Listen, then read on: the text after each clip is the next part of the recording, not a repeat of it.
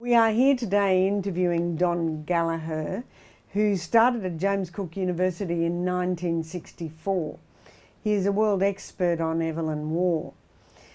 He is a renowned scholar, being part of the big Oxford University Press, complete collected and annotated versions of Waugh's books. Don has taught generations of students at James Cook University. I'm only one student. In 1976, he passionately took us through various poetic eras, and the English department would put on a play reading at the very beginning of the year. Different lecturers would take part in that production. From our recollections, there were 12 full-time lecturers and 3 tutors. In the mid-1970s, English had more exams than the engineers, and there was plenty of academic rigour. Don was born in 1929 in New Zealand. He has won an Order of Australia and has won a Doctor of Letters from James Cook University. He grew up in New Zealand and he attended the Sacred Heart School in Auckland. His mother was German and she was a very independent thinker. Don's dad died when he was very young. He was only 3 years of age, and his mum remarried. Don joined the Franciscans in Sydney and he went to Kangaroo Valley to serve in the order. He left the order in 1968. He completed a Bachelor of Arts Honours at University of Queensland in 1963, and he was offered a tutorship at James Cook University in 1964. He married the wonderful Mary in 1969. He has 2 daughters. Felicity was born 1969 and Verity was born 1971. Don turns 95 in June, and we're very happy to be here interviewing Don today. Don, what was your academic path and how did you get where you are today? Well, by a rather strange route.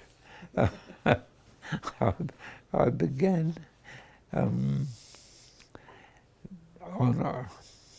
as a Franciscan priest, working on a farm for delinquent boys in Victoria, and I thought that was going to be my life's work, but things turned out differently, and to my dismay, I was transferred to Brisbane in order to go to university.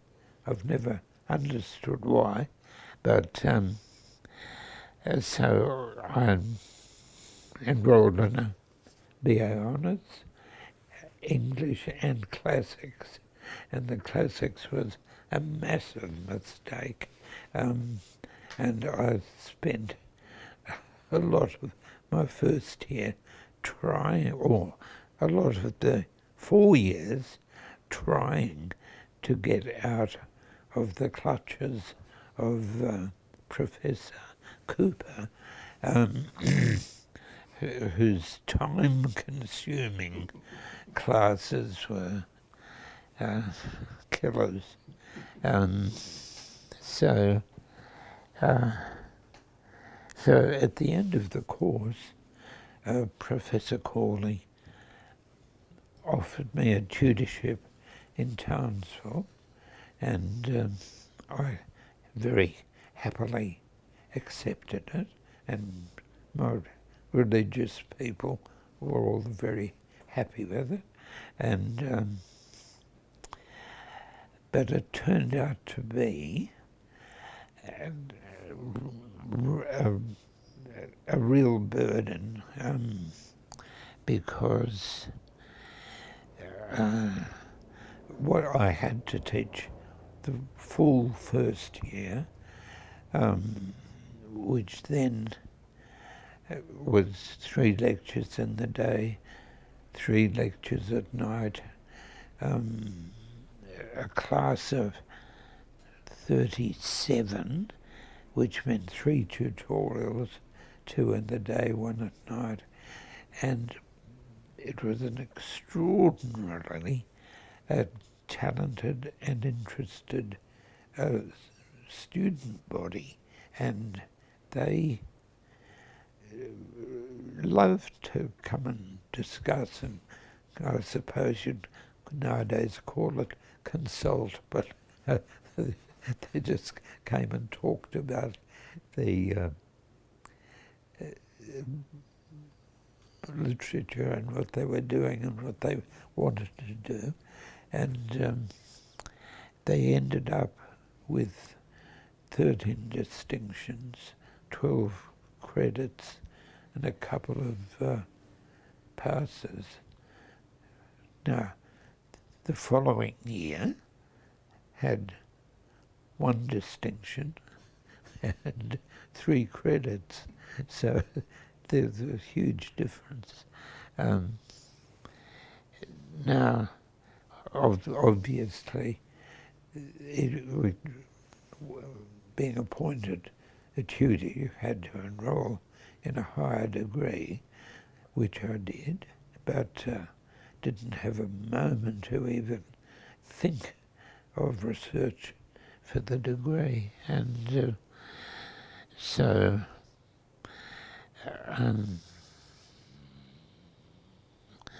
I just, in brief, I went through all the normal series of promotions up to associate professor, and at 65 of age, I went half-time for 3 years, which it's the biggest joke you'd ever heard of. And in 1997, I retired, and for reasons that I really can't explain, I kept on researching and publishing, and Greg Manning, who is the administrative head in our department, and someone I very much like and admire, persuaded the authorities to promote me to full professor and to award me honorary Doctor of Letters, and that's me. Don, what sparked your interest in Evelyn Waugh, and what attracted you to the writer? I was a schoolboy in New Zealand, on holiday, milking cows, when an English professor came up to me and said, in a very kindly manner, oozing charm from every pore,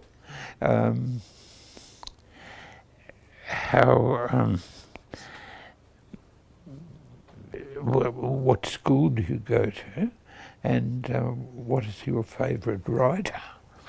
And I said, without any hesitation, I go to Sacred Heart College, same as one of my granddaughters at the moment in America, at which he visibly blanched. And I said, and when I said Chesterton was my favourite writer, charm turned to absolute disgust. He muttered, there are some good Catholic writers, and he made an unintelligible noise about the first one, and then said Graham Greene, and left in a marked manner. And one of my teachers helped me to work out that the mystery man must have been Evelyn Waugh. So I borrowed Decline and Fall, rolled about laughing, and was hooked for life. So that's how that happened. But why do I like him? That is an extremely difficult question. The honest answer is I really don't know. Evelyn Waugh is a unique flavour, you could say, but the flavour has discernible elements. None of them quite, none of them able to explain the final taste. No, I hope I don't sound too much like Cyril Connolly in Enemies of Promise, but that's about as much as I can say. Obviously, I find his English, his prose, just magically attractive. Especially because it's so unaffected. And then his point of view is distinctive. He has many conventional conservative views, but also can twist them into radically different approaches that put the subject in a completely new light. And I'm just thinking of a little article he wrote called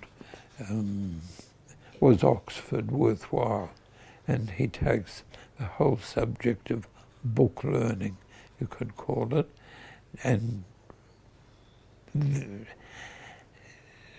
he doesn't dismiss book learning, but he puts other types of learning on an equality. So he would see a competent tradesman as a well-educated person, whether he could read and write or not. You know, so and then of course he was humour, irony was just part of him. It was integral to him, and he never got away from it. And that, of course, infuses everything he wrote. And so, from the magically attractive prose, the startling points of view, and the pervasive humour, I think they're the main things, but they don't really account for what I've called the flavour. Don, can you tell us, please, about your research and some of your discoveries, and how important was the Humanities Research Centre in Texas? Right, well, totally important. My PhD topic was the mind of Evelyn Waugh as revealed in his non-fiction. So I worked at it, but at an intolerably slow pace, I'm sad to say. A constantly heavier workload, not knowing what I was doing, lack of material, lack of guidance, you name it. They were all killers. And in 1974, and remember I began teaching in 64, so that's 10 years after starting, and I was on the point of finishing what would have been a very ordinary thesis.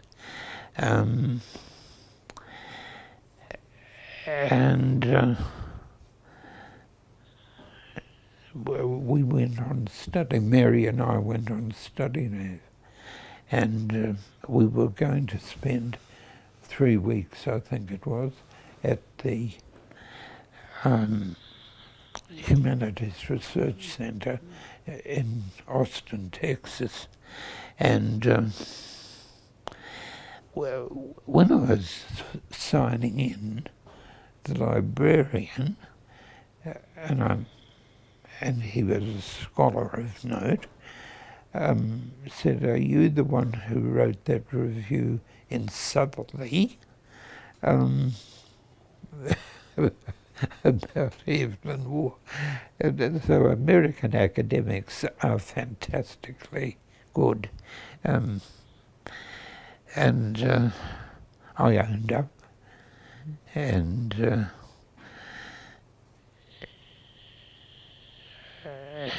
he said, and this was a life-changing moment in my life. He said, "We've just received 17 boxes of the correspondence between Evelyn Waugh and his literary agent. Would you care to see them?"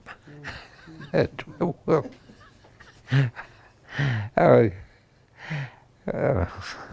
manna from heaven. It was just a gift. And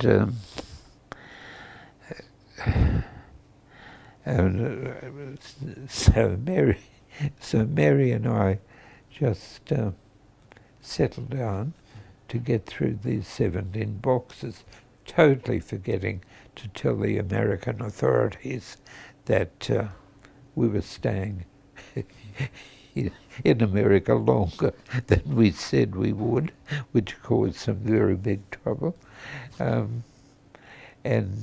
Mary put our two little girls into childminding, and she worked on just taking notes on these, on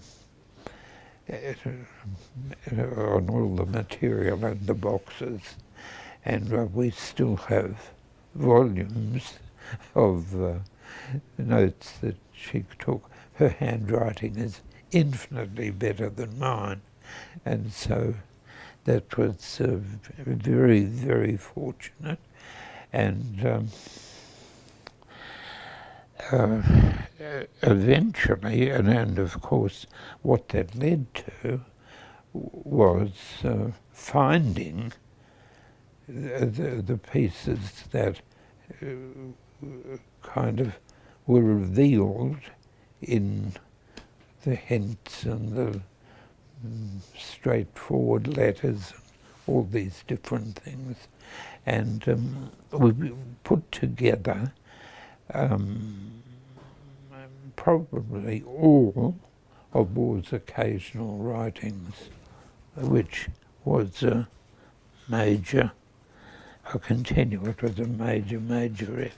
I think we identified practically every article that he had written, even, you know, by obscure paths, getting to things like things in the Catholic Mother, not where you'd expect Waugh to be writing. And so, having winkled out the journalism from many obscure places, we went to New York and Washington and to get copies from whatever library we needed to go to. And in 1977, I brought out a collection called A Little Order, which it's a collection of his pieces, but arranged by subject. And I think it's fair to say that digging up forgotten journalism gave me a taste for concrete type investigations. I tried to clarify the situations in which war was accused of playing a noxious role, and he was accused of playing lots of noxious roles, but I've tried to investigate, and the more I tried to investigate, I found that secondary sources were absolutely worthless. So I turned largely to primary sources, and if you see my little book in the picture and look in the bibliography, you'll find pages of archival documents which have gone into the articles I wrote, very specially about Evelyn Waugh on Crete and Evelyn Waugh in Yugoslavia. Don, you have ignited many students' passions in poetry at James Cook University over the years. In the mid-1970s, you ignited my passions for T.S. Eliot love song of J. Alfred Prufrock. What were your main areas of lecturing? To tell you the truth, I was something of a dog's body, and year after year after year, I had different subjects to teach, and that's until Tony Hassel tried to straighten things out for me, which he did, but that was so late in my career, it didn't matter.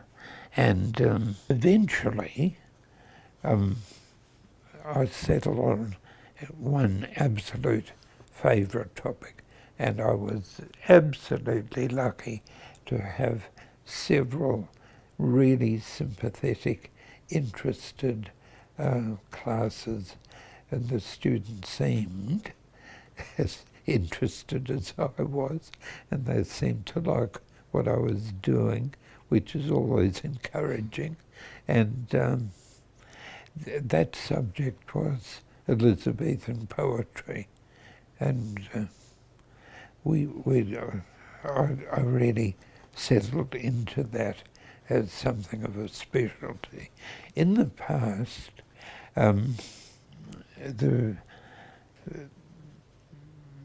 Professor Roderick had instituted a thing called English prose, and it's really quite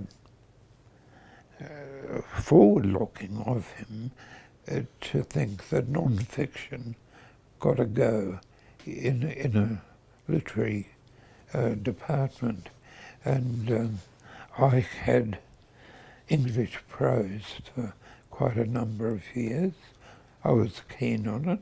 A number of students found it very enthralling, because non-fiction prose in English is very rich and very demanding and challenging and satisfying. So for a long time I had that English prose, but it never took off in any large numbers, but it was always big enough to warrant carrying on. Don, if you hadn't written about Evelyn Waugh, who would you have written about? Thoughts on all sorts of people come up, but the one person I took a real interest in, all her books are lined up there, was Jessica Anderson. I think I started off with her Commandant. I was very turned on by that, and then all of her subsequent novels taking shelter and an ordinary lunacy. And I did write a little bit about her, but I've never developed it, and I would have liked her. I think she's an absolutely first-class novelist. Don, who is your favourite poet? My favourite poem, as distinct from poet, because I don't like a lot of what he wrote, is Gerard Manley Hopkins' The Windhover. That to me stands out. But on thinking about it, I remember how entranced I was as a kid by Tennyson. I just loved his stuff, and as time went by and all of our sophisticated modernists tried to pour cold water all over Tennyson, I resisted, and if you asked me for a favourite poet, I think I would have to say Tennyson. I loved his stuff, and I stuck with him. Don, I don't know whether you ever met Professor Leopold, University of Queensland, but when his little collection of his selected writings, his articles, was published by Professor Jurgensen, in his introduction, Keith wrote something rather unacademic. He talked about his favourites, as if writing was something that was pleasurable to him and enjoyable to him rather than just strict academic work. So I wondered if you had any favourites amongst your articles. Well, as a matter of fact, I do. And that's presumably because the information for the articles was obtained at with enormous effort, and came together, I think, in my non-humble opinion, pretty well. So that the article is about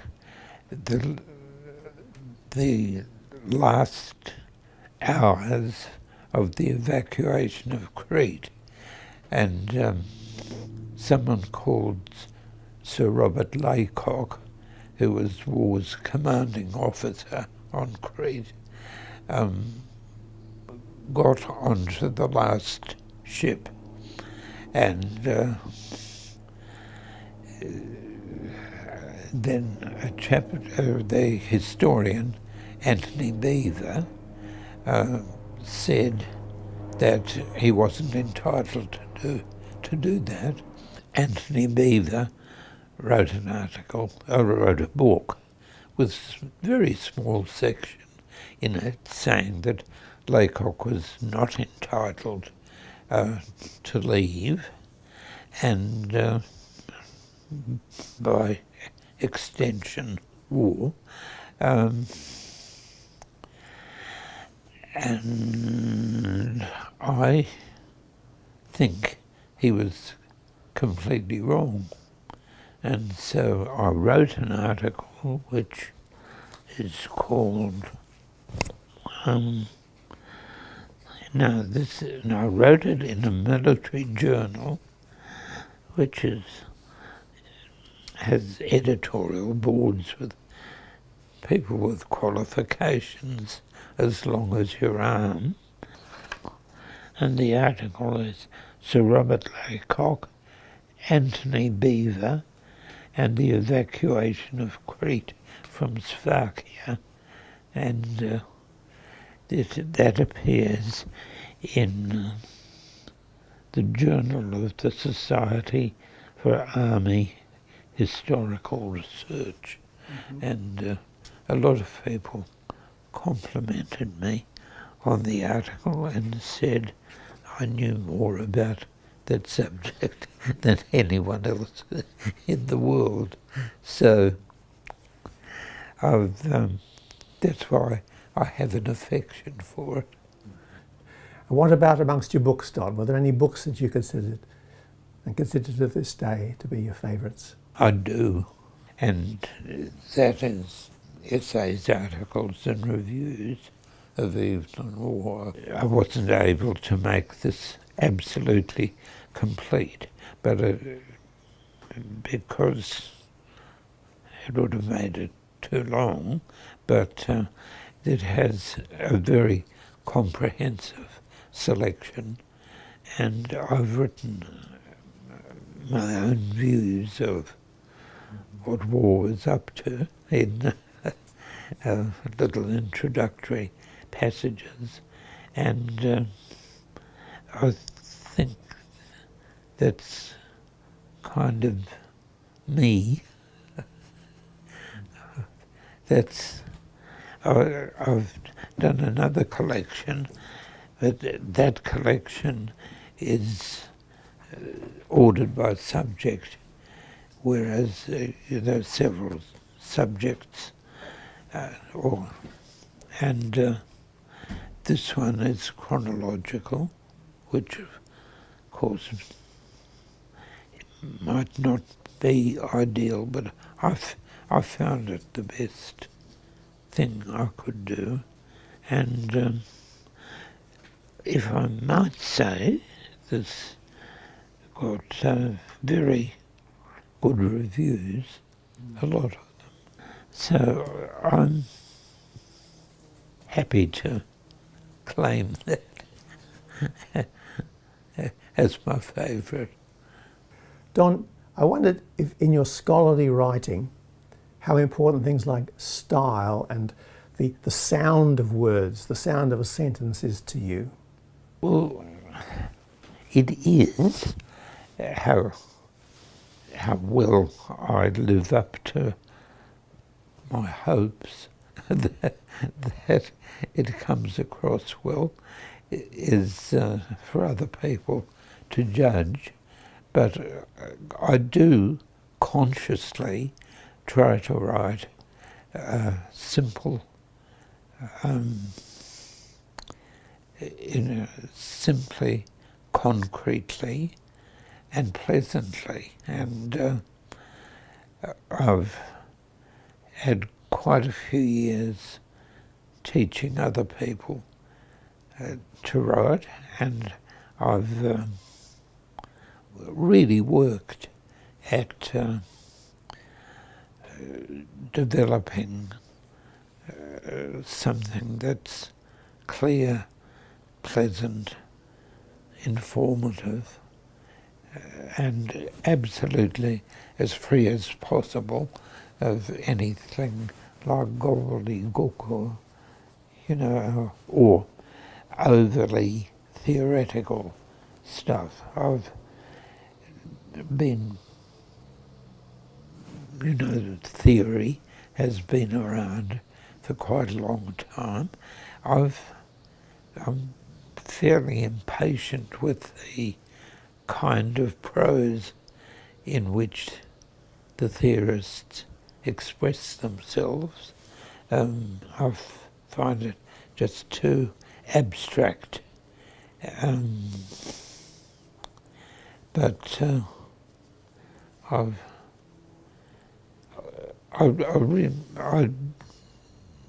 the answer to the question is that yes, I do take that quite seriously, and I work on getting it right, but who knows? I mean, you can get the individual sentence right and then find that you've overloaded an article with far too much ancillary material, but for which I've been criticised justly. Don, do you have any particular role models or colleagues in your field that you've particularly admired and been inspired by? Absolutely. There was an American scholar called Robert Murray Davis, and he wrote about war in a lucid, absolutely sensible way. He was extremely well informed. He worked like a slave. He wrote very, very clearly, and it's hard to fault him as a role model. Would you like to have met Evelyn Waugh? You got on very well with Auberon and Alexander. I would have loved to, but I would be very, very apprehensive about how much he would have liked to meet me. Treated some critics in a quite friendly manner, but he was very dismissive of a lot of others, and I think you'd be taking a huge risk in trying to intrude on him, even if he agreed to be met. Leo Roston, you imagine that would be a very happy meeting, because he loved the books, but it was obviously very uncomfortable for Leo Roston. He did give a very good interview for the Paris Review to someone whose name I've now forgotten, but he went to bed, smoked a cigar, and said to the young fellow, kind of fire away, and the young chap asked him questions, and he answered them in a very measured and meaningful manner. But that just did not often happen. He had some young fan wanted to meet him, and he was invited for a weekend in Waugh's house. So that's the sort of thing that could happen, but very, very rarely did. Would you like to tell us about the big war project that you're working on? Well, yes, I would. The idea is to take Waugh's works, beginning with the first manuscript, and watching it develop through the many stages that in some respects was quite a ready writer, and a lot of his stuff does not need a huge amount of editing. But on the other hand, a novel like Brideshead Revisited, from the moment it appeared, it's been constantly changed and radically changed. Now, Bob Davis was the only one brave enough to tackle that book, and it's still not appeared in print. It's still, people are still working on the on the emendations that followed and followed and followed and followed. And of course, Bob died before it could be completed. So, but there's, the fiction is all done in that way, following through the manuscript until publication, and then of course there's the other kind of annotating, like translating lots of Brideshead Revisited into English out of rather arcane prose.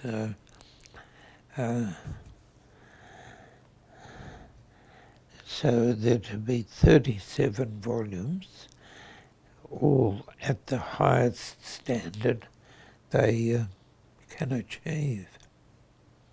Would you like to read the fiction in that version? In some ways, yes.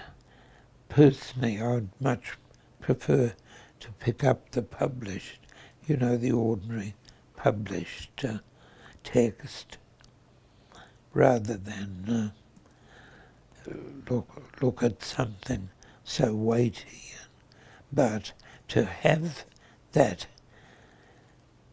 edited text available,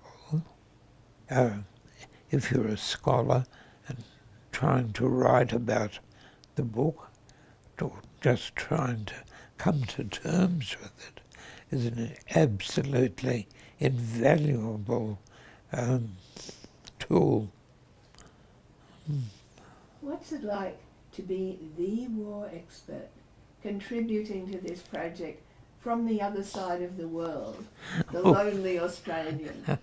Well, oddly enough, I think there's no difference from being in Australia, from being next door to Leicester University, because communication is now so easy, and email makes things just simple beyond words. So, I don't think you're at a huge disadvantage at all.